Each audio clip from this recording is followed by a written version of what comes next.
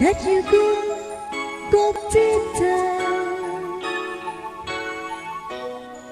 ham you go thì tôi mỹ lòng rằng mong sang nhà hai mình hai trong sai năm sai đông qua lệ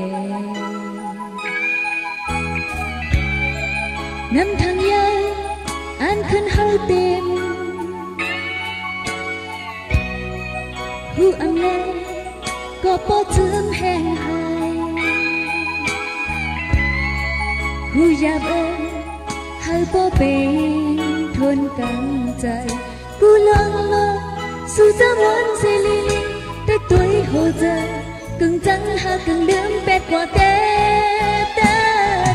lưu thao trắng có trắng lệ trái hơi lương có lương lệ trái nắng ô căng trái trái hơi bên hư tâm hoang bên hơi lông lông trái thao trắng có trắng lệ trái hơi lương có lương lệ trái đang thiết thơ nam trái hư tô hư thao tan thân đi lấy gian can lưu ma này duyên thơ là chữ cô chết thơ ham chữ cô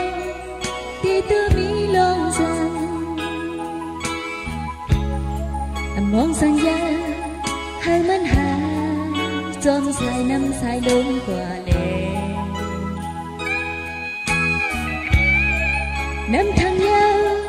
anh khăn hơi tiền hu âm lay có bó chớm hẹn hà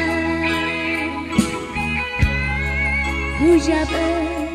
hơi bó bên thôn căng chạy cô lăng lơ su ra muốn xe li li tới tuổi hồ giờ cưng trắng ha cưng lớn bẹt qua tép đất lưu thao trắng có trắng lệ trái thao lớn có lớn lệ trái nắng ô